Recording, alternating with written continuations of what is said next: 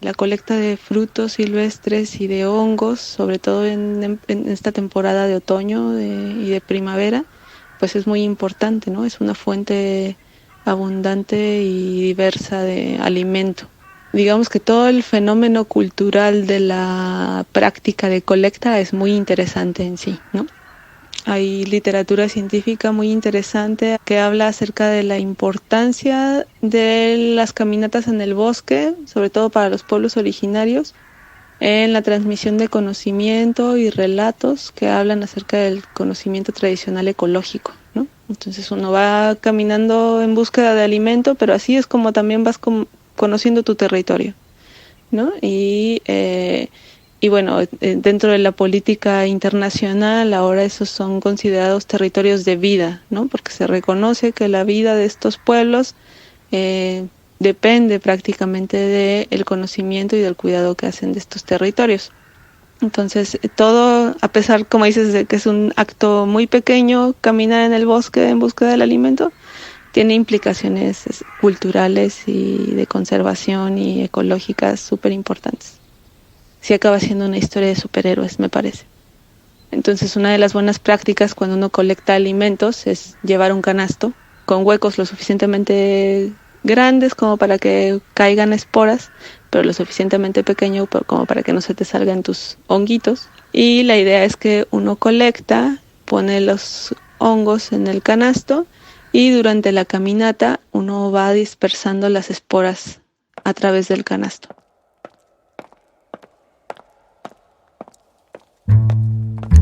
Esto es Formas de Caminar, un podcast para conectar experiencias urbanas.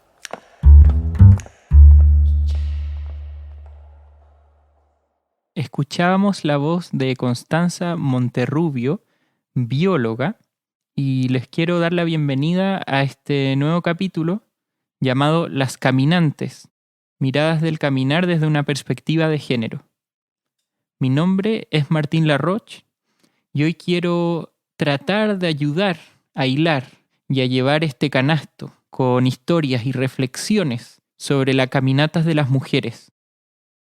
En los últimos años me he desempeñado trabajando en el ámbito de la memoria. Yo soy artista visual y también me interesa mucho cómo se cuentan las historias y por cómo archivamos ciertas historias y también cómo las desplegamos. En 2018, la Reconquista Peatonal invitó a una serie de mujeres a reflexionar y escribir sobre sus caminatas por la ciudad y les pidieron que plasmaran esto en unos cuadernos. Las preguntas que le hacían eran las siguientes. Imagina si tu caminata se estira en una línea y cuéntanos qué pasa en ese recorrido. ¿Con qué frecuencia caminas? ¿En qué lugar? ¿Qué comuna? ¿Qué barrio? ¿Cuánto dura tu caminata? ¿A qué hora la haces? ¿Tienes alguna anécdota? ¿Alguna situación? ¿Algo que merezca la pena contar? ¿Qué otros medios de transporte complementan tu caminata? ¿Tienes alguna estrategia para disfrutar la caminata?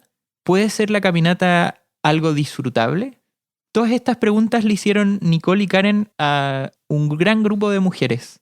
El resultado fueron muchas respuestas cargadas de dibujos, de escrituras, de historias. Les quería invitar a oír una secuencia de distintos relatos, de distintas caminantes que rellenaron los cuadernos y a las cuales contactamos y recolectamos sus recuerdos de estas caminatas, así como otros relatos de otras caminantes que llegaron en medio del proceso.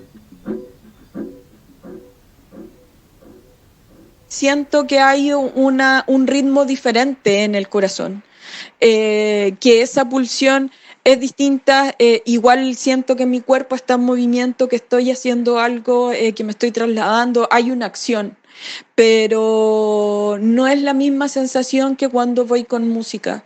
Eh, esa sonorización o musicalización tal vez de los momentos asociados a la caminata para mí son muy bonitos, y tienen que ver también con el cómo yo vivo mi ciudad, cómo siento que está ocurriendo la vida en esta ciudad. Hay varias veces también que cuando voy a subir cerros es muy importante también la música y preparo una música específica para esa jornada, no solamente por las distancias, también tiene que ver mucho con si es un cerro que yo conozco, la lista también va muy en la línea de los ritmos, es decir, hay pendientes que son no tan elevadas, por tanto pongo ahí música calmada, y cuando las pendientes sé que son más fuertes, pongo una que sea un poco más energético. Entonces va en línea el escuchar música con los pasos y tiene que ver mucho con esta lógica del videoclip tal vez, que está ahí asociada a una pulsión, a contar una historia, pero todo eso va pasando obviamente solo en mi cabeza.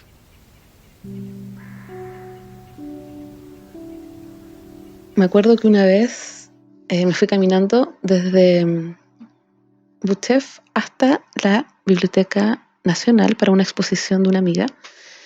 Y bueno, calculé mal el tiempo. Yo pensé que me iba a demorar mucho menos y la verdad es que me demoré mucho más. Pero es valioso igual ese momento de ir observando comercios, Santiago Centro, con esta mezcla de edificios, gente viviendo, comercio, ruido, siempre tratando de elegir la ruta menos congestionada de autos. Y me acuerdo que cruzando ya la Alameda, atrasada por supuesto, llegando a la exposición, al medio de la Alameda me encuentro con una amiga que fue como muy mágico de verla ahí en medio de toda esta vorágine que es la Alameda cruzando.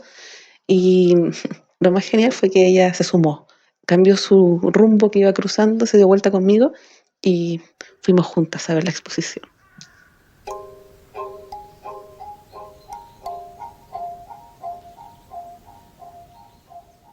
Respecto de la búsqueda de nuevas rutas, estuve revisando el cuaderno y creo que tiene que ver con un poco como evitar las multitudes, porque yo llevo ya como 6 años viviendo en el centro, ahí en Santa Lucía, y recuerdo que al principio era como bien llamativo caminar por las calles donde hay harta gente, tener la Alameda tan cerca, pero con el tiempo como que eso me fue saturando.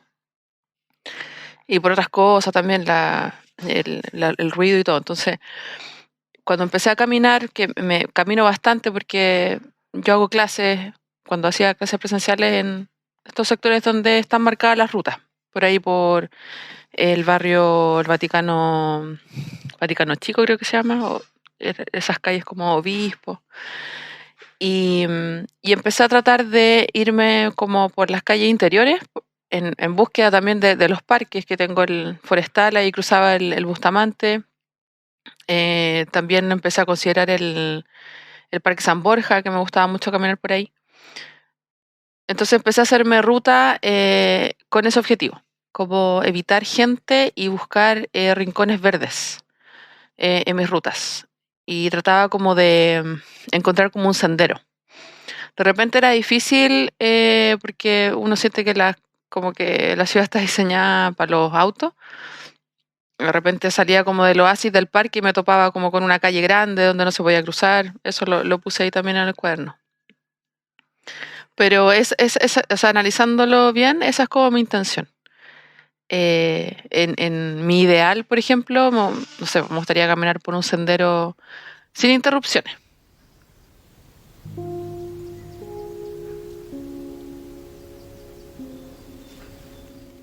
Según el lugar que recorra, recolecto o colecto piedras, conchas, vidrios y objetos facturados por el ser humano. Me gusta buscar cosas que recoger. Me siento como premiada cuando encuentro algo. Me hace sentir como conectada. También me hace sentir hábil, así como sagaz, porque yo soy súper piti, entonces uso lentes, no tengo muy buena visión, pero sí tengo un excelente ojo para encontrar objetos muy pequeños. Y tengo ojo para identificar esas cosas. O sea, no solo en mis recorridos por la ciudad, o sea, me jacto de ser una encontradora de cosas. Mis objetos de colección en este momento son aros guachos. Y digo en este momento, en los últimos 10 años más o menos. Me llama la atención porque son objetos que la gente pierde mucho. Entonces es re fácil encontrar aros botados.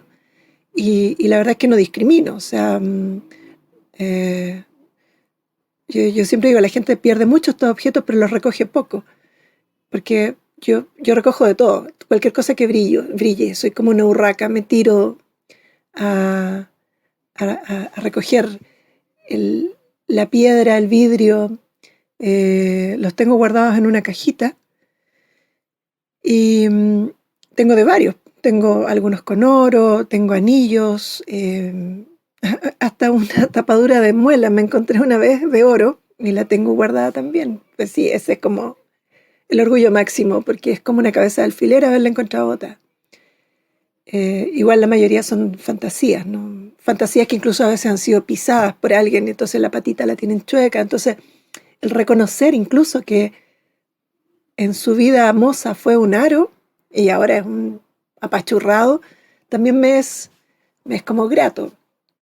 También me pasa que en el barrio donde yo me muevo, que es el barrio Bellavista y Patronato, hay muchos locales nocturnos y por lo mismo ocurren muchos robos. Hay robos y extravíos. O sea, la gente cuando sale muy tarde de un bar, de repente no se da cuenta y se le caen los documentos, pero también ocurren muchos robos. Entonces, he recogido bastantes billeteras, muchas cédulas de identidad, tarjetas de banco, tarjetas VIP, distintos tipos de documentos. Y en este caso, el juego de recoger, que para mí igual es un juego, es como salir a buscar, como la búsqueda del tesoro. Este juego se agranda y se extiende hasta ir a buscar al dueño. Por último, también a toda esta colección tengo que agregar las conversaciones de la gente que se cruza en mi camino. A veces me gusta jugar a unir frases de gente que va pasando. Si escucho una, pasa otra persona, escucho otra y me voy armando una historia. O también me gusta jugar a imaginarme la vida o el drama que rodea el fragmento que alcanzo a escuchar. Y he escuchado cosas así como, sí, se lo llevaron, vino la ambulancia a llevárselo y ya, yo me armo la tremenda historia dependiendo de la cara de la persona y todo eso. Hay una señora aquí en el barrio que transita entre Bellas Artes y Bellavista, cruza el río, siempre con una carpeta en sus manos y un café. Y habla sola. Y yo la sigo cada vez que puedo para escuchar lo que dice.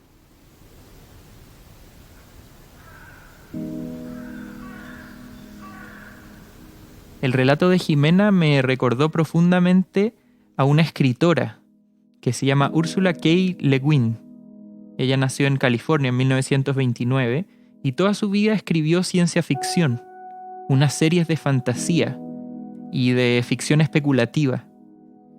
Y ella, que era muy entendida sobre la creación de ficciones, en el año 1986 escribió un ensayo de ficción que se llama The Carrier Bag Theory of Fiction, algo así como la teoría de ficción de la bolsa de transporte, en el cual ella propone que los primeros dispositivos de la cultura humana, a diferencia de como siempre se repite, no habrían sido los cuchillos, la flecha o el palo para pegar, sino que habrían sido una bolsa, una red, un contenedor. Invité a Ana María Fernández a que leyera un pasaje muy pequeño de este ensayo y esta teoría de ficción que escuchamos a continuación. Ah, la bolsa de transporte. Por eso que está todo ese rollo de los canastos. Ya. The Carrier Bag Theory of Fiction. Es difícil contar un relato verdaderamente apasionante de cómo arranqué una semilla de avena brava de su vaina, y luego otra, y luego otra, y luego otra, y luego otra, y luego me rasqué las picaduras de mosquitos. Y All dijo algo gracioso, y fuimos al arroyo a beber agua y ver las salamandras un rato, y luego encontré otra mata de avena. No es comparable, y no puede competir con cómo le di una estocada con mi lanza al enorme fianco peludo, mientras Op empalado en el enorme colmillo, se retorcía chillando y la sangre brotaba por todas partes en borbotones rojos. Y Bob fue hecho papilla cuando el mamut le cayó encima, mientras yo disparaba mi certera flecha directa del ojo al cerebro de la bestia. Ursula K. Le Guin, con su teoría de ficción, nos cambia los énfasis y las importancias con que normalmente se entiende el origen de la cultura humana. Su teoría nos hace darnos cuenta que hay perspectivas dominantes que normalmente estuvieron asociadas a miradas masculinas, eran las que finalmente se imponían a la hora de leer ciertas historias y de contar la historia del héroe.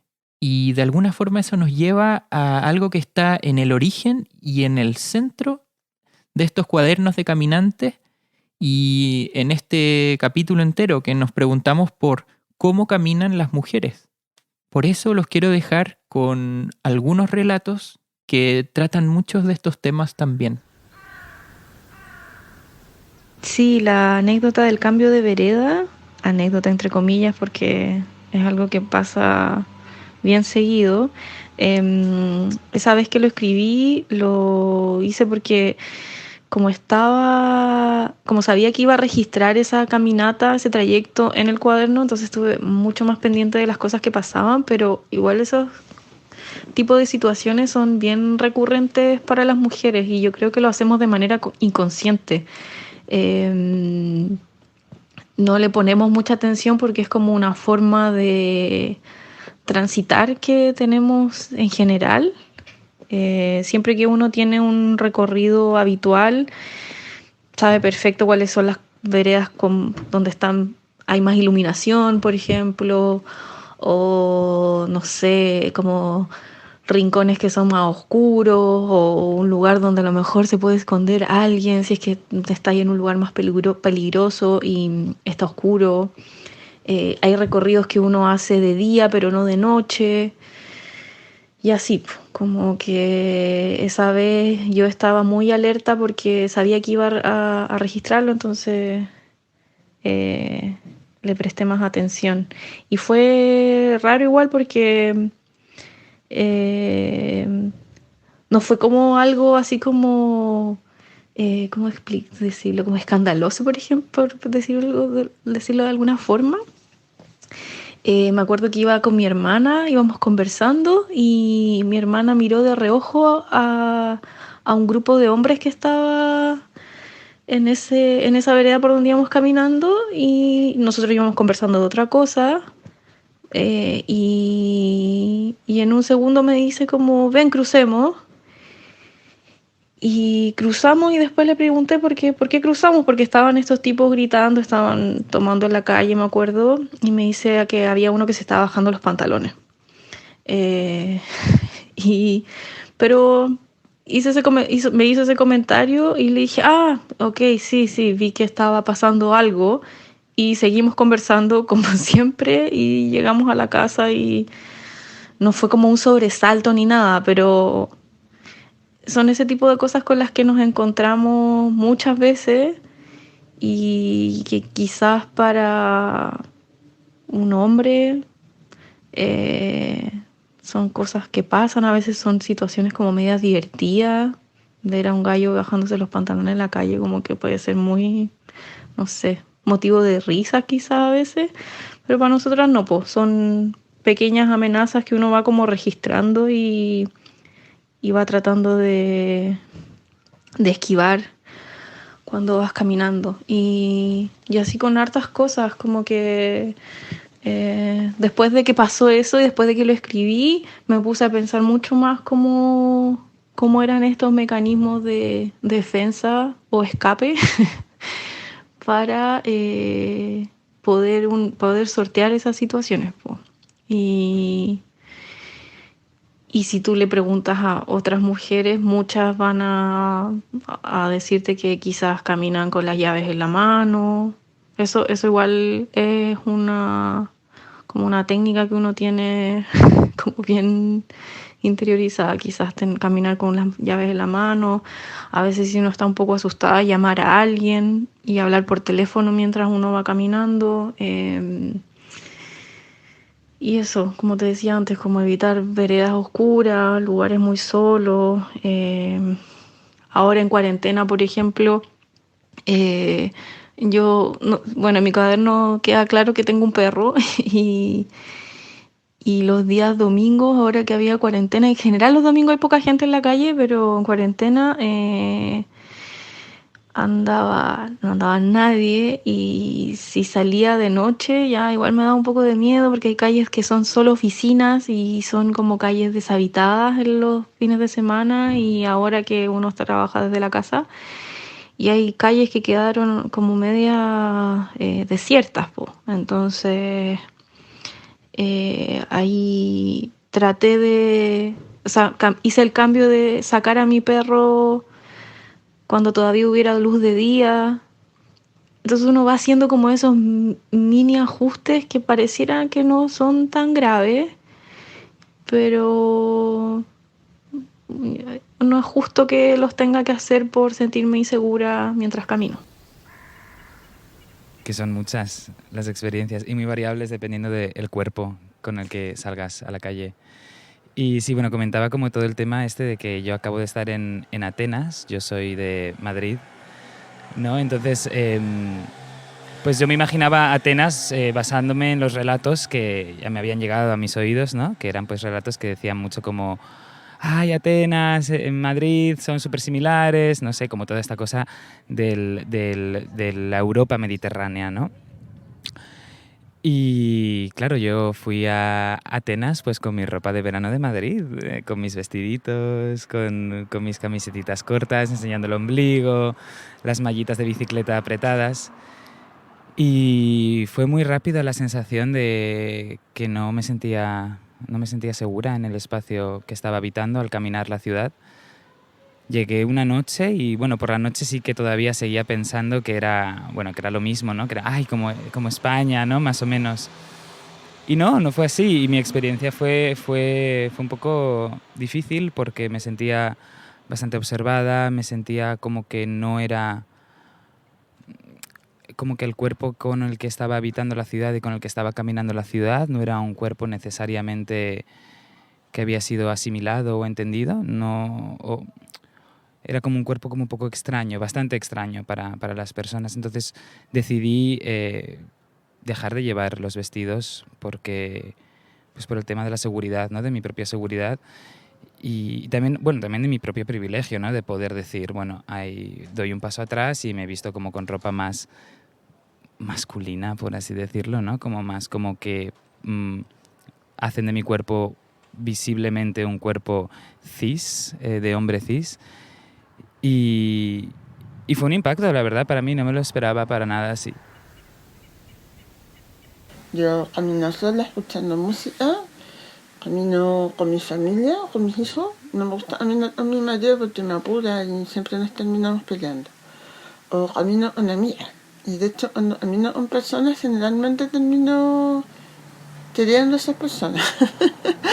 Cuando he tenido que caminar con alguien. Y yo creo que es porque mientras camino comparto cuando esa acción la llevo a cabo simultáneamente con alguien que está al lado mío, se transforma en una experiencia que nos une, ¿cachai? Entonces, entre este mundo interior, que es los terroríficos son el miedo, el deseo, la tranquilidad, que en el fondo es lo que siento frente a estos estímulos externos, que son lo que yo voy atravesando. Está mediado por con quién o cómo camino, con quién caminaría yo, que es como mi compañía.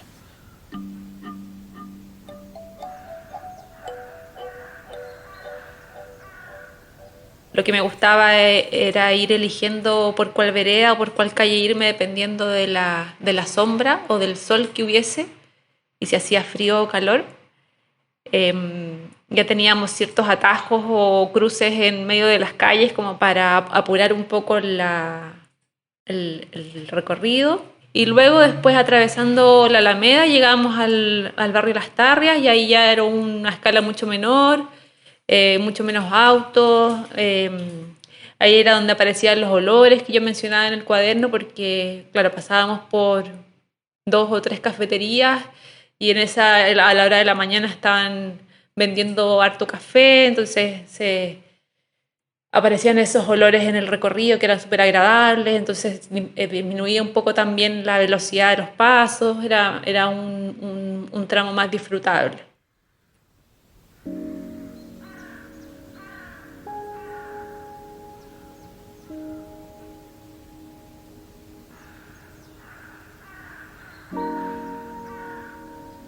Me acuerdo de caminar desde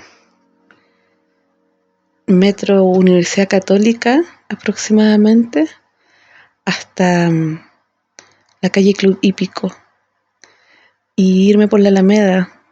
Me gustaba hacer esa caminata de noche y ver cómo esa vía tan transitada se iba tiñendo de otros colores, otros seres, cómo se transforma del día a la noche y aparecen otros sucesos y personas.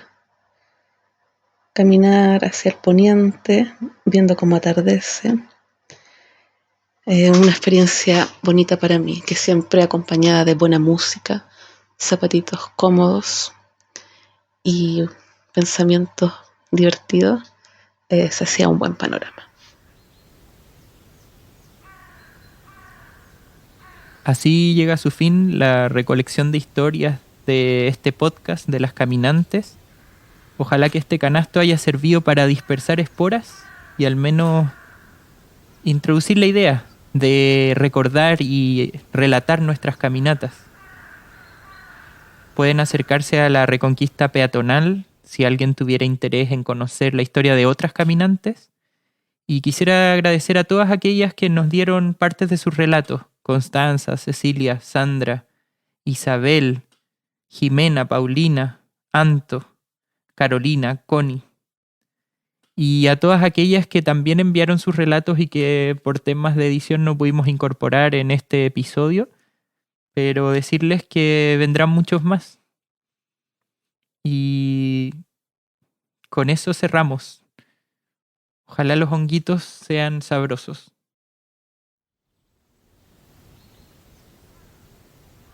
Gracias por escuchar Las Caminantes. Este episodio va acompañado de una ilustración. Encuéntrala en www.lareconquistapeatonal.org en la sección Podcast. Agradecemos la participación de Ana María, Constanza, Cecilia, Sandra, Isabel, Jimena, Paulina, Anto, Carolina y Connie en este episodio. Agradecemos también a todas las personas que han caminado con la Reconquista Peatonal y que han dado forma a este proyecto. Formas de Caminar es un podcast creado por Nicole Pumarino, Martín Laroche, Daniel Muñoz, Álvaro Ramoneda y contó con la colaboración de Karen Seaman. La música de nuestras historias y el diseño sonoro es de Pablo Acuña. Las piezas gráficas fueron diseñadas por Dong Yong Lee y Martín Laroche. La versión de Diarios Móviles que inspira este episodio fue Las Caminantes Santiago, realizada por la Reconquista Peatonal en abril de 2018 y en la que participaron 29 mujeres. Puedes encontrar más información en nuestro Instagram @lareconquistapeatonal o en nuestra página web. Este podcast fue financiado por el programa Ciencia Pública del Ministerio de Ciencia, Tecnología, Conocimiento e Innovación de Chile.